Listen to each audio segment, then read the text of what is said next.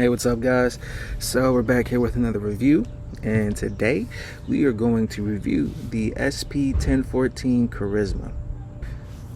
So this particular stick is a 6x46 Lonsdale, although to me this would be more of a Corona Extra, but I digress.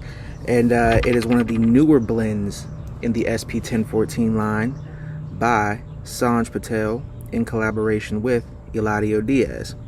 The wrapper on this is a Corojo 99. The binder is a Mexican San Andreas Negro. In the filler, and I'm going to read off of this one because this is quite a bit. Piloto Cubano, Corojo Original, Habano 2020, HVA, and Corojo 99.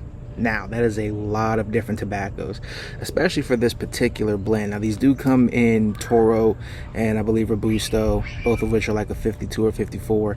So they do come in bigger Vitolas. I'm just quite partial to Corona size. Like anything between 46 and 48 is like perfect for me.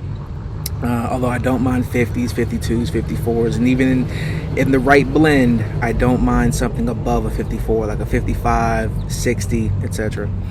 So, that said, looking forward to it. This is not the first one of these I've smoked. I smoked one of these when I first got these in, like the day they came in, because Sanj Patel has this saying that a great cigar is always a great cigar, whether it's you know, fresh off the truck, fresh out of transit, fresh out of the mail, fresh from the shop, whatever. If it's a great cigar, it's going to be a great cigar. I will say I had some issues with that cigar, mostly because the draw was a little tight, but it was pretty well humidified. So this one's been dry boxing for a few weeks, so we'll see if that's made any difference in this one. Although I will say the flavors were awesome. The flavors were great. I just didn't like the draw. So let's go ahead and get it cut up, lit up. Let's see what we got.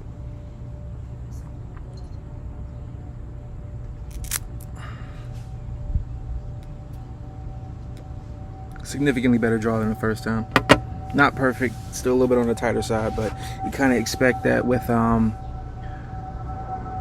one of these smaller ring gauge cigars, especially one that has so many different types of filler. It's not just one or two types, there's 5 different tobaccos that go into this particular filler. So obviously they're going to want to get you a little bit of everything, so I expect it to be just a little bit packed. And it is, it's a pretty firm cigar, no soft spots. I have the closed foot here. So with it being a closed foot, we're going to go ahead and use a soft lamp lighter.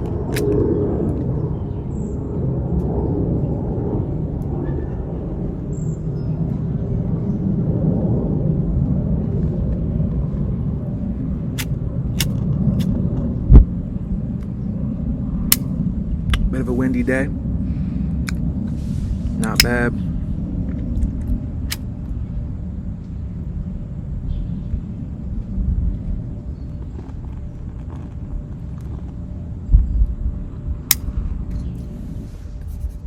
So, despite the wind, we actually did get a pretty decent light.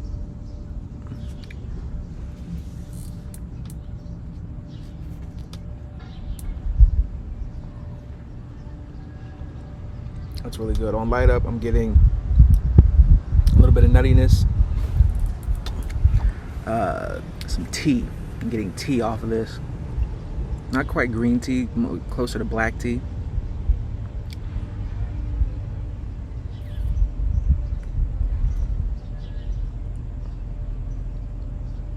Decent smoke even out of that tight draw. Some really good flavors here. So I'll check back in with you guys after burning this for a little longer.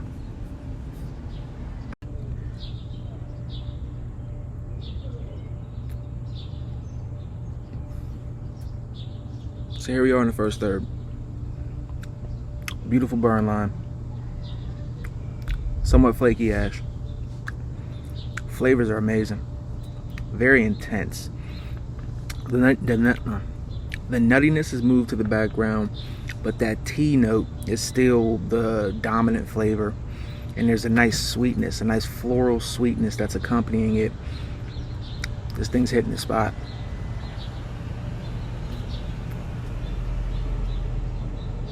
Smoke production solid.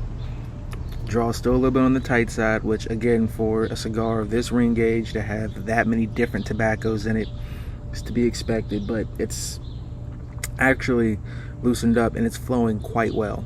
So it's a bit of a tight draw. So if you like your cigars more on the wide open side, this isn't it. But it's also not something that's gonna make your cheeks hurt after you finish the cigar, right? So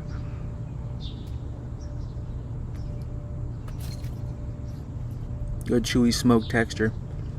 There's almost a popcorn note on it too. I think that's the nuttiness coming up, but playing in the background to that floral note and that sweetness. It almost kind of reminds me of an Opus. If you ever had an Opus X, especially a younger Opus X, one that hasn't been aged for 3, 4, 5, 6 years and mellowed out a bit, this kind of reminds me of that. It's a bit more punchy than your typical Opus, especially an aged Opus, but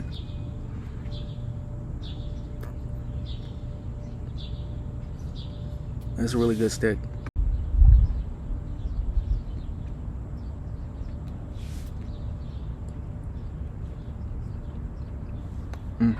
So here in the second third, the florality is still there. It has this nice floral note, but it's not as intense as it was through the first third. Ash is still a bit flaky, but strong. I got a good 1.5 inches before I ashed it for the first time. I ashed it personally because I just didn't feel like ashing on myself, which is something I do regularly because I like to see how far I can stretch it. But after about 1.5 inches, I decided to ash it myself. Burn line is still very good.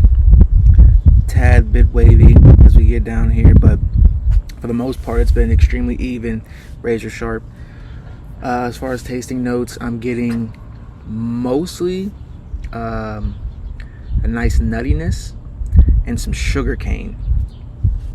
I was having a hard time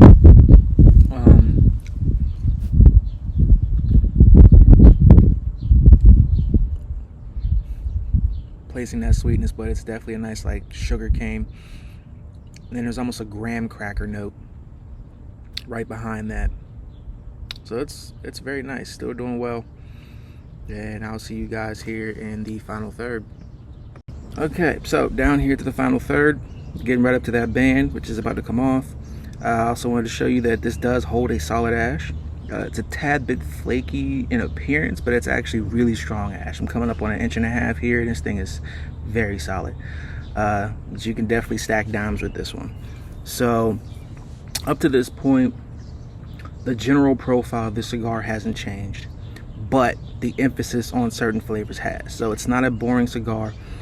Still very intense flavors. I say the draws definitely opened up quite a bit. It's still not open, it's still not wide open, it's still not super easy. I would say it still leans a tad bit on the tighter side, but that said, it's a very comfortable draw. The primary flavors here,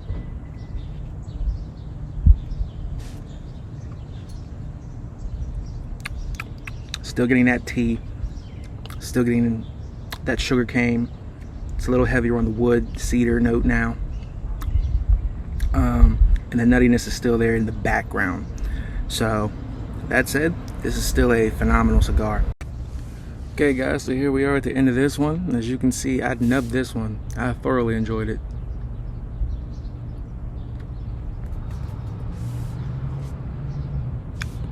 So most cigars take a step back in that final third.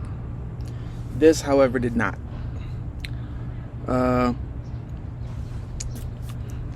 It definitely got less intense on the flavors. It became a lot more nuanced. But with that said, also quite a few new flavors entered the fray. So that nuttiness was still forward towards the end there, but it became less of a general nuttiness and more like a peanut butter or even an almond butter type nuttiness. And then there was still that sugar cane, although it wasn't as sweet or as intense. It kind of started to play the background just a little bit. Even got a little milk chocolate in there towards the end. And usually towards the end of a cigar, most cigars get pretty woody, and that cedar or even oak note tend to come forward. That really didn't. In fact, I would say towards the final third and the end of the cigar itself, I got almost no woodiness and cedar in that cigar. So that said, it was highly enjoyable.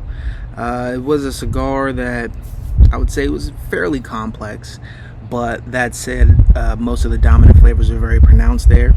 And again, it crescendoed very nicely. It ended very nicely. Through most of it, I was getting a tea note. I was also getting sugarcane, and I was getting a general nuttiness. But as I said, as I started to get further into the cigar, it kind of jumped back and forth as to which flavors were dominant. So for the first half of the cigar, it was mostly tea. Through the second half of the cigar, it was mostly nuttiness. And as I said, even chocolate started to come into the fray there a little bit. And yeah, I thoroughly enjoyed that cigar, especially as the draw started to open up a bit more as I got past the halfway point. That cigar, I would give a solid A. A solid A. Don't really have much to 100% compare it to, although it definitely tasted a bit more like a upper tiered Fuente to me. But I think Eladio and Sanj really did their thing with that particular blend.